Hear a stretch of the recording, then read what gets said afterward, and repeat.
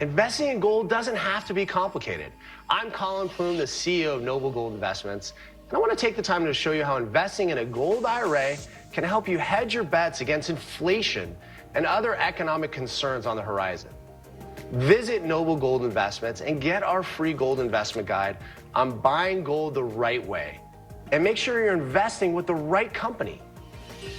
Visit noblegoldinvestments.com. Good evening. I'm still reporting on the coup. A stunning report from Maria Bartiromo this morning. According to House Oversight Committee Chairman James Comer, whistleblowers and informants involved in their investigations into China's payments to the Biden family in exchange for Biden policy decisions may have gone missing. We would like to try to understand what, if anything, the Bidens were doing to be paid all of this money. Let's talk about the China initiative. As soon as Joe Biden entered the White House, when he started his term as president, he canceled what was the China initiative, an initiative that happened under Trump and Secretary Pompeo. Did he get paid for canceling the China initiative? Well, this is one of the policy decisions that Joe Biden made that makes no sense. The China initiative was an FBI operation that was investigating a spy ring in our colleges and universities, which just about every major university president in America would admit there's a problem. China sends students over here. They want to volunteer to be in our research and development programs, and they steal our intellectual property and send it back to China. This has been happening for a decade. Every university president knows it.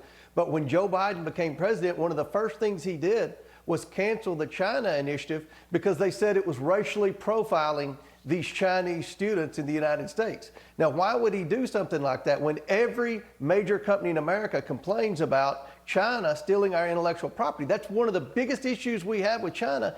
And yet Joe Biden took China's side and put China first and America last. Now we find out his family received millions and millions of dollars from the Chinese Communist Party. It sure looks fishy to me, Maria. Well, I have been told that it's $600 to $800 billion that corporations in America lose because of this this theft of intellectual property by the Chinese Communist Party. So you're right. Corporate America has been outraged by the theft of intellectual property. But I want to get to something even more important potentially here, and that is this cover-up. You have spoken with whistleblowers. You also spoke with an informant who gave you all of this information. Where is that informant today? Where are these whistleblowers? Well, unfortunately, we can't track down the informant. We're hopeful that the informant is still there. The whistleblower knows the informant. The whistleblower is very credible.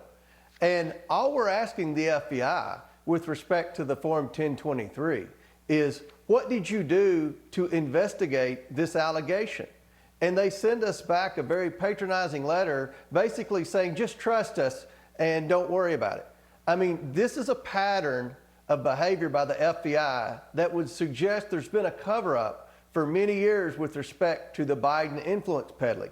And the media will try to defend Biden and say, well, influence peddling is a cottage industry in the United States. Well, first of all, it shouldn't be. And secondly, no president has ever been accused of the things that the Biden family's been accused of at a time when we have a country like China that's a huge threat to our national security, not just, as I mentioned earlier, stealing all of our research and development, intellectual property.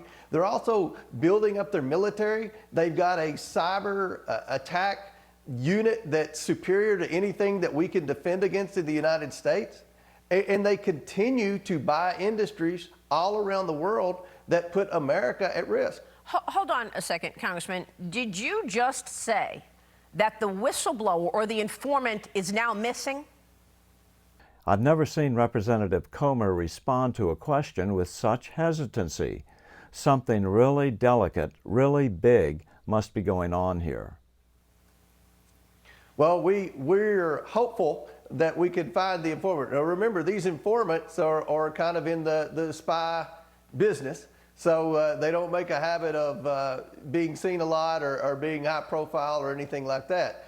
We have basic information with respect to what the informant has alleged, and it's very serious. It alleges that Joe Biden, when he was vice president, was involved in a quid pro quo with a foreign country in exchange for foreign aid. This is a very serious accusation. All the FBI has to do is say, yeah, we looked into it and it wasn't a credible informant. But they won't answer our questions. Are there whistleblowers or informants missing right now? Well, with what we've investigated and the people that we've tracked down, going back to the CEFC, the two main players in that business, as well as all the Americans that were involved in the different Biden influence peddling schemes, as well as the Serbian national. The 9 of the 10 people that we've identified that have very good knowledge with respect to the Bidens, they're one of 3 things, Maria. They're either currently in court, they're currently in jail, or they're currently missing.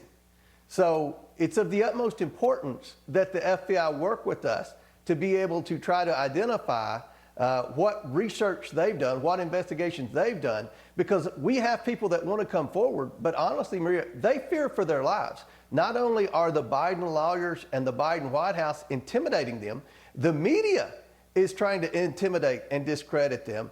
And I think if you look at the Rasmussen poll, 7 in 10 Americans are very concerned that Joe Biden's involved in a public corruption scheme, and they want to know more information. 7 in 10 Americans strongly support the work that our House Oversight Committee is doing, investigating the Biden influence peddling. And we just need to get some cooperation from these different deep state bureaucracies that are standing in our way. This is absolutely extraordinary, and it is stunning that some people are missing, that you need to prove this. Who in the White House is intimidating these people? Do you know? I do know. We're saving that for a later time. But I can tell you, one thing that a lot of people don't know, when I issue a subpoena to a bank or to an individual, the second I issue that, Jamie Raskins gets that. And when we get information in from the bank or from any individual, they make 2 copies, one for the majority, which are the Republicans, one for the minority, which are the Democrats. And my biggest problem with the Democrats on the House Oversight Committee is they're acting as a criminal defense attorney for the Biden family. Not only are they not working with us, they're obstructing every step of the way. So the hurdles that our committee is having to overcome with the Democrats on the committee, with the Biden big dollar criminal defense attorneys, with the power of the White House, with the Department of Justice, with the FBI, there are a lot of obstacles. But I think what we produced this week, this 38-page memorandum, was pretty solid evidence that we've been able to accumulate, showing that Joe Biden lied when he said his family never took money from China, showing that the media got it wrong when they said none of these payments were ever made while Joe Biden was in office, and then naming 9 Biden family members that received money. None of this was ever known before. So we presented the media with something they weren't used to, especially when Adam Schiff was leading the investigations. We produced evidence. Yes, we know that, and we are trying to understand who specifically is intimidating these people and why are they missing. What are you going to do at this point? If the FBI says we're not going to give you that document and you actually subpoenaed it, what is your next step? What can you do? Well, we're going to end up in court, and I think we have a very compelling case in court to be able to win. But that's the strategy from day one with these Biden attorneys. You look at even when the January 6th committee, which I don't consider a legitimate committee, but they had subpoena power. They subpoenaed a lot of people, and it ended up in court. And you know how slow the wheels of justice turn in America. So we're going to end up in court. It's just very frustrating and very disappointing that we're going to have to spend taxpayer dollars in court to get information that we shouldn't have any trouble in the world getting from our government. Yeah, is there anything you can do to move this along quicker? You're going to have to file suit soon, right? We're going to move it along as quick as we can.